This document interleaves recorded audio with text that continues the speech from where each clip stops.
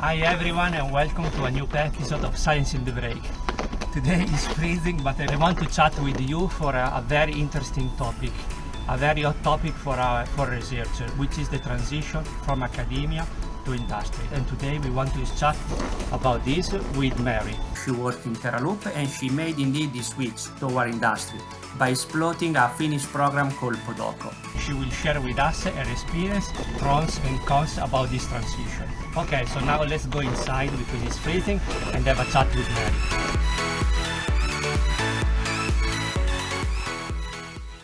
So thanks for joining Science in the Break.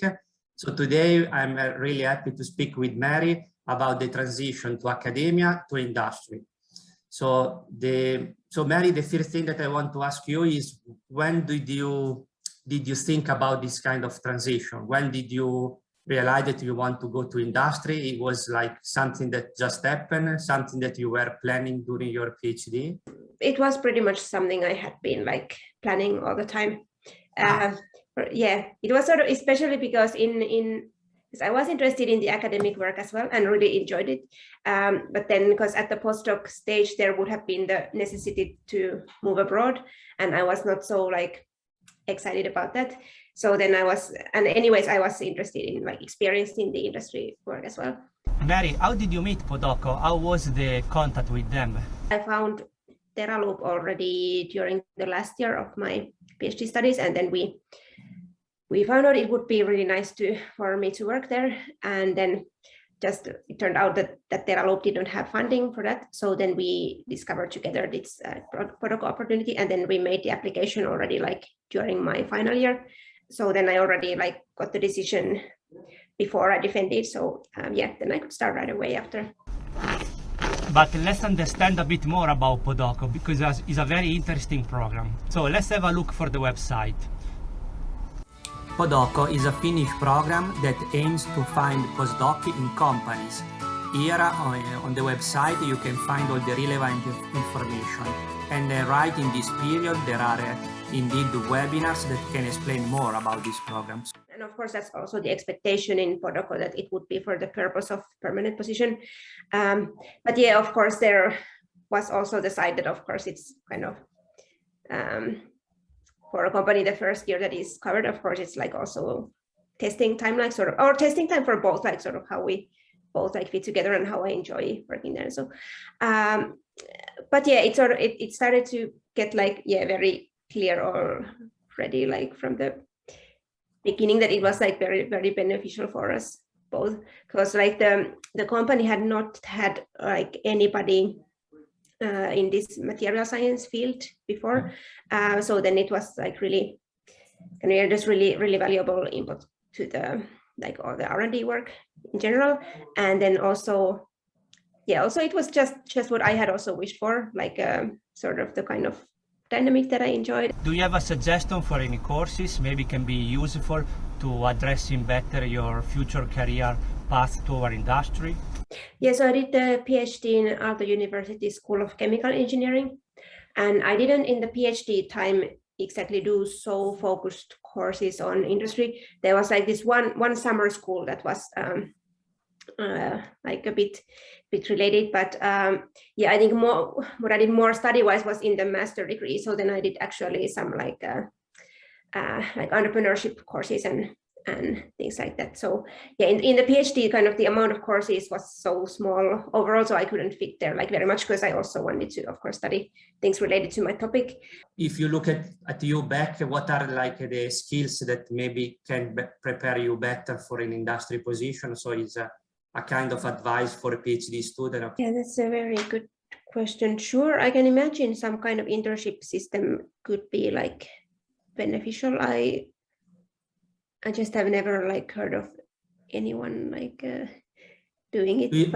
You mean, sorry for the interruption, you mean, do you think it's feasible for a PhD student, maybe, for your company or similar ones, to say, okay, I would like to make a internship a couple 2 or 3 months, and of course the PhD is related with the work in the company, something that can be arranged?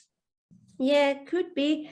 Of course, it made me a bit concerned of how sort of, how much you can accomplish a couple of months, and then also if it's like just a kind of break, that because then of course at that time you can't work on your dissertation. So yes, yeah, so maybe that's a bit of question, like, okay, how does it pay off to kind of keep that kind of break from your like active dissertation work and do that instead?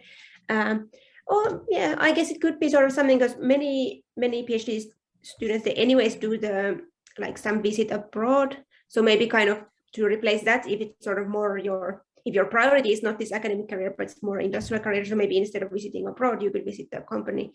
Yeah. for the courses within or outside university, yeah, students that are very proactive, they say, I don't know, I have to reinforce my writing skills, or maybe speaking. I think in terms of courses, at least based on my experience, those courses that I would prioritize would be like the interdisciplinary ones, the ones that have some sort of like simple project work in interdisciplinary teams. I think that's kind of something that really prepares well, because yeah, I did a few of those, and it like yeah, it's a bit more work than just going to lectures and listening, but then you actually like it's like actual practice in working with people from like other fields, also people who are not like very scientific, because that's what is anyways necessary in the industry. In terms of choosing courses, where I would exactly focus on is how to sort of like develop yourself so that you can sort of use your own expertise better in that kind of environment.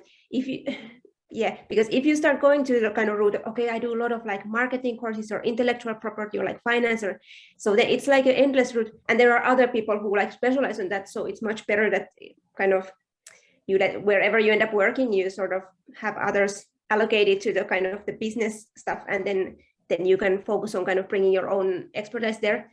But so then of course then it comes just down to the skills of how well you're able to like communicate what you know best in the kind of the diverse environment. I am very interested to understand more about the differences between doing a PhD and working in industry.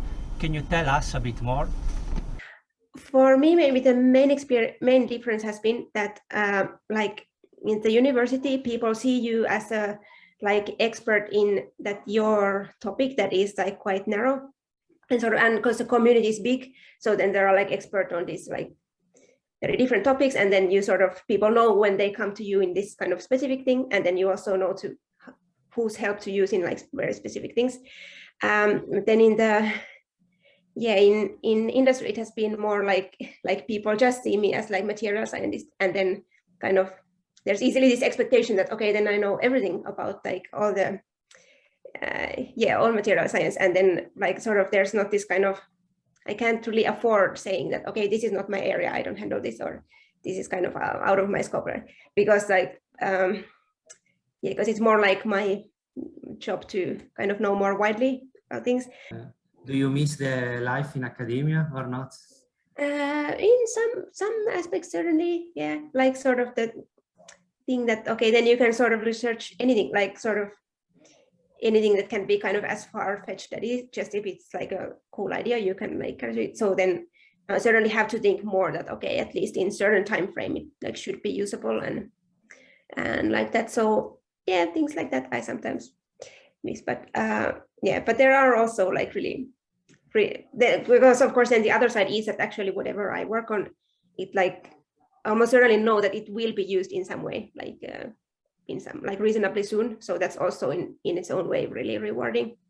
Do you think having a PhD is something valuable for most of the company? Yeah, well, at least one pattern that we have noticed seem to be that like those with PhD seem to be like already from the beginning like a bit more like self-driven, because that's what they kind of learn to do already for like many years when working on the dissertation. With PhD degree, kind of the attitude that comes is that like, okay, then nothing can ever be like a, sort of a ghost for you. That's sort of like, okay, whenever there are however like difficult scientific challenges, so you kind of always have this at least initial thought of how to start like grappling it, and how to kind of start like, well, yeah, looking into literature and kind of systematically going into like how this could be solved. So I think like people who have sort of managed a full PhD, I don't think they'll have like real trouble. Like, yeah, because in the end, it's just like just people and just like research and just like, yeah, just kind of normal days at work, and in the end anyway. Yeah. I like this final message at the end. Yeah. Thanks a lot for watching the entire video. It was very nice to chat with Mary, and I hope it can be inspiring for you for understanding what to do in your career future. Okay, if you have any comment, questions, just let us know in the comments. Don't forget to like and share the video if you think it's interesting for your peers. And see you soon to another episode of Science in the Break. Hopefully not that cold like today. Bye, bye, bye.